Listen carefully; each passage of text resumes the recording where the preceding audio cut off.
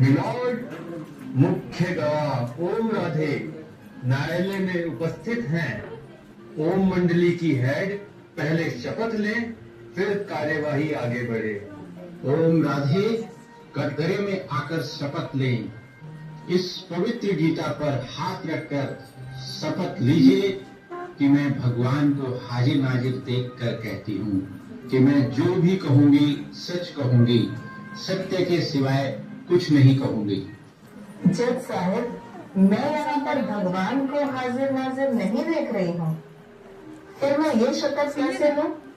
भगवान तो परम धाम के वासी हैं, मैं तो आपको हाजिर नाजिर देख रही हूँ, इसलिए ये शपथ ले सकती हूँ कि आप आत्मा को जज के रूप में हाजिर नाजिर मानकर सच कहूंगी। ऑर्डर ऑर्डर, ये कोई उपदेश देने की जगह नहीं है। इस समय आप कोर्ट में खड़ी हो और कोर्ट की कार्यवाही इससे ही शुरू होती है, इसलिए आप कहिए कि भगवान को हाजिर नाजिर मानकर जो कहूंगी सत्य कहूंगी।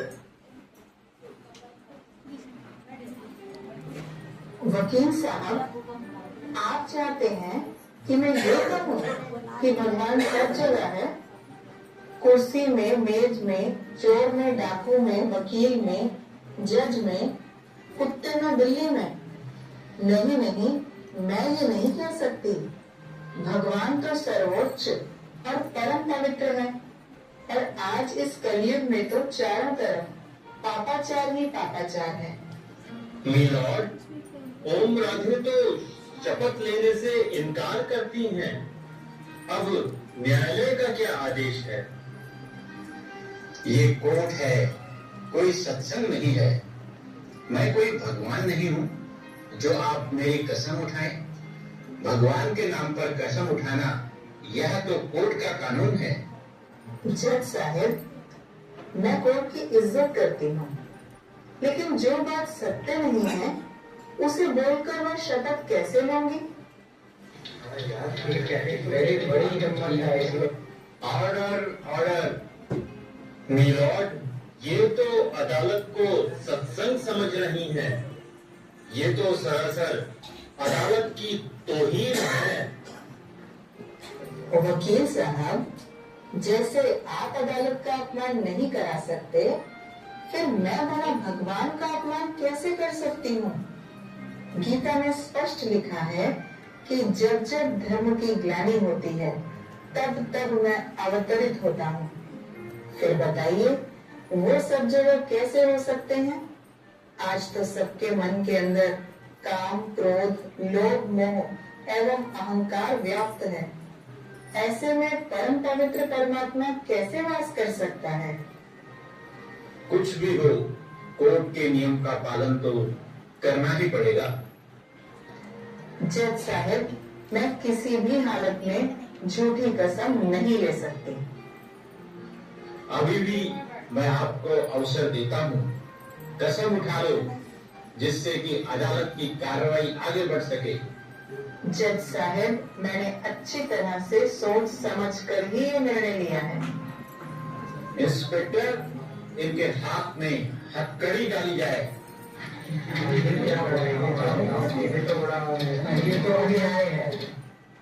रुको रुको, कोई बात नहीं। अगर कसम नहीं उठाते तो अच्छा ये बताओ, घर वालों के इतना रोकने के बाद भी आप दादा के पास भागकर क्यों जाते हो? जज साहब, भागवत में लिखा है कि श्री कृष्ण जब मुरली बजाते थे तो गोप गोपियां दौड़ दौड़ कर उनके पास चली जाती थी। उन पर तो मुकदमा हुआ नहीं। इस समय परमात्मा ने स्वयं अवतरित होकर पुनः मातृ शक्ति को ज्ञान कलश दिया है तथा मानव को 5 विकारों से मुक्त हो पावन बनने की श्रीमत दी है। मैंने सुना है कि दादा आपकी आंखों में सुरमा डालते हैं, क्या ये सच है? जज साहब, ज्ञान को अंजन भी कहा जाता है। परमपिता परमात्मा ने हमें ज्ञान का अंजन दिया है। जरा ये तो बताइए कि दादाजी के कितने बच्चे हैं? जज साहब, हम दादाजी के लौकिक शरीर को नहीं बल्कि उनके तन में अवतरित परमपिता परमात्मा को देखते हैं। इस सारे संसार की मनुष्य आत्माएं उनके ही बच्चे हैं। अच्छा अच्छा, आप ये बताइए कि ओम मंडली में ऐसा क्या सिखाया जाता है जिसको सुनकर मनुष्य घर बार तक छोड़ने को सोचने लगता है? वकील साहब, सबसे पहले वहाँ ओम की ध्वनि होती है, फिर सभी अपने आत्मिक स्वरूप में स्थित होने का अभ्यास करते हैं। स्वयं को इस तन रूपी मंदिर में विराजमान ज्योति स्वरूप आत्मा समझ परम ज्योति शिव को याद करते हैं। उसके पश्चात सभी परमात्मा के स्नेह के सुंदर गीत गाते हैं जिससे मनुष्य को पवित्र एवं चरित्रवान बनने की प्रेरणा मिलती है। यहाँ घर बार छोड़ने की बात नहीं बल्कि 5 विकारों को छोड़ने की शिक्षा दी जाती है। हम कोई निवृत्ति मार्ग के सन्यासी नहीं बल्कि प्रवृत्ति मार्ग से हैं। मिलॉर्ड, ओम राधे ने तो फिर उपदेश देना शुरू कर दिया, जबकि अदालत ने तो सिर्फ यह जानना चाहा कि क्या इनकी शिक्षाओं से मनुष्य वैरागी हो जाता है। ओम राधे, जो प्रश्न पूछा जाता है केवल उसका ही जवाब दो। जज साहब, इन्होंने यही तो पूछा था कि क्या शिक्षा दी जाती है, परंतु ऐसी कल्याण की बातें वकील साहब सुनना ही नहीं चाहते। जो बातें मैंने कही, क्या उनको सुनकर आपको लगता है कि लोग घर बार छोड़ देंगे? भाई क्या तो ठीक है, बुद्धिमान लगती है। ये कोर्ट में ज्यादा नहीं बोलो। तो जो लोग ओम मंडली में रहते हैं, क्या वो आसमान से उतरे हैं? वकील साहब, ये प्रश्न आप उन्हीं लोगों से पूछिए, उन्हें घर में क्या परेशानी थी। ओम राधे, ये प्रश्न मैं आपसे पूछ रहा हूँ। वकील साहब, मैंने बताया तो सही कि वहाँ विकारों को छोड़ने की शिक्षा दी जाती है, न कि घर बार छोड़ने की। परंतु लोग घर बार क्यों छोड़ रहे हैं? वहाँ कोई भी घर छोड़कर नहीं आया है। कुछ तो दादा के ही घर के सदस्य हैं और कुछ कन्याएं छात्रावास में अपने माता पिता की स्वीकृति से आई हैं। कुछ माताएं हैं जिन्हें उनके घर में बहुत प्रताड़ित किया जाता था। मिलॉर्ड, मैं ओम राधे से पूछना चाहता हूँ कि वो स्वयं दादा के पास क्यों आई हैं? जज साहब, ऐसा कौन होगा जिसको अपना घर प्यारा ना हो? पशु पक्षी सभी को अपना घर प्यारा लगता है, बशर्ते कि उन्हें वहाँ सुख पूर्वक रहने दिया जाए। मिलॉर्ड, अभी भी हमारे प्रश्न का ठीक से उत्तर नहीं मिल रहा है।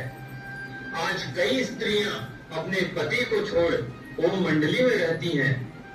ऐसी कई नारियां थीं जो घर से बाहर नहीं निकलती थीं, पति को परमेश्वर मानती थीं। वो घर बार छोड़कर क्यों चली गई? जज साहब, यदि पति परमेश्वर है तो क्या पत्नी उसकी परमेश्वरी नहीं हुई?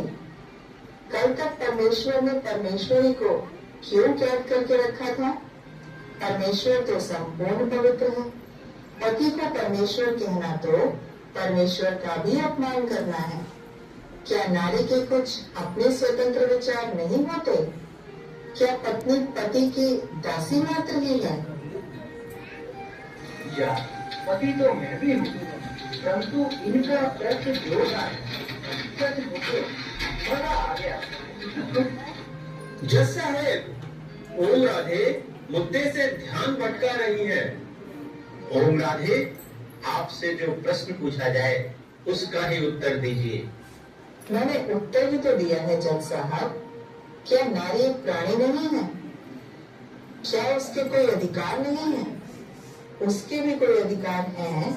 उसको सदा मार पीट कर, डरा धमका कर नहीं रखा जा सकता है। नारी को जबरदस्ती मांस मदिरा खिलाना क्या अपराध नहीं है? इसलिए उन्होंने द्रौपदी की तरह भगवान को पुकारा और भगवान की शरण में आ गई। यदि पति के अत्याचारों से सताई हुई नारी हमारे पास आए तो क्या हम उसके लिए दरवाजा बंद कर लें? क्या उसे शरण देना इंसानी फर्ज नहीं है? मिलॉर्ड, पति के भी तो अपने अधिकार हैं। अगर पत्नी उसका कहना नहीं माने तो पति क्या करेगा? जज साहब, ये कैसा अधिकार है? गीता में भगवान ने कहा है कि काम महाशत्रु है। ये तो पश्चिमी सभ्यता की नकल है। भारतीय सभ्यता में तो ब्रह्मचर्य जीवन को सर्वश्रेष्ठ माना गया है। योर ऑनर, यहाँ हम कानून की बात कर रहे हैं, शास्त्रों की नहीं। जज साहब, क्या आज की दुनिया में अपराध और अधिकार का भी भेद मिट गया है? क्या हम ये भी भूल गए हैं कि हम भगवान की संतान हैं? हम ये पतित काम नहीं कर सकते।